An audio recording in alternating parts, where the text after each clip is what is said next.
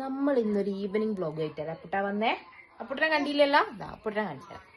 ഇതാണ് അപ്പുട്ടൻ. ഹായ് പറ അപ്പുട്ട, ഹായ് പറ.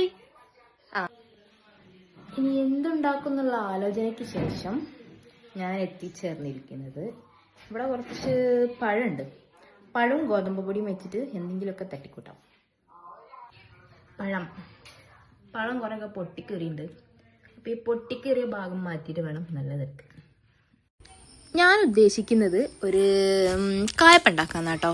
കായപ്പം എന്നാണ് ഞങ്ങൾ കോഴിക്കോട് പറയുക. ചില സ്ഥലങ്ങളിൽ ഉണ്ടംപൊരി എന്നും പറയും തോന്നുന്നുണ്ട്, എനിക്കറിയില്ല. അപ്പം എന്തായാലും ഇതിൽ ചേർത്തത് ഗോതമ്പപ്പൊടിയും ചെറിയ ജീരകവും ഉപ്പും ശർക്കരപ്പാനിയും ചെറിയ പഴം നന്നായിട്ട് മിക്സിയിലടിച്ച് അതും കൂടി ചേർത്ത് നന്നായിട്ട് കുറച്ചൊരു തിക്കുള്ള കൺസിസ്റ്റൻസിയിലാണ് കേട്ടോ ഞാൻ കുഴച്ചെടുത്തത്.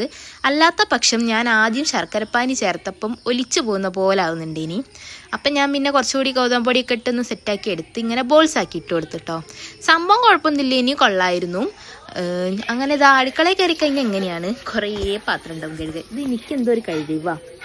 അങ്ങനെ ഞാൻ ഇതൊക്കെ സെറ്റാക്കി വെച്ച് പാവൻ്റെ മോളിപ്പോൾ വിശന്ന് വരുമല്ലോ കൊടുക്കാന്നൊക്കെ വിചാരിച്ച് നിൽക്കുമ്പോൾ വന്നപ്പം തന്നെ ചോദിച്ചു, അമ്മ പലഹാരം എന്തെങ്കിലും ഉണ്ടോയെന്നാ. ഓക്കെ, ഇങ്ങനത്തെ സംഭവങ്ങളൊന്നും വലിയ താല്പര്യമില്ല. ഈ ഞാൻ എന്തുണ്ടാക്കി വെച്ചാലും ആദ്യം ചോദിക്കുക ഇവിടെ പലഹാരമൊന്നും ഇല്ലേന്നാ. അതുകൊണ്ട് തന്നെ ഓൾക്കായിട്ട് എന്നൊന്നും പറയാൻ ഞാനൊന്നും ഉണ്ടാക്കാറില്ല. ഞങ്ങൾക്ക് എല്ലാവർക്കും കൂടി കഴിക്കുക എന്നുള്ള രീതിക്കാണ് ഇത് ഉണ്ടാക്കിയത്.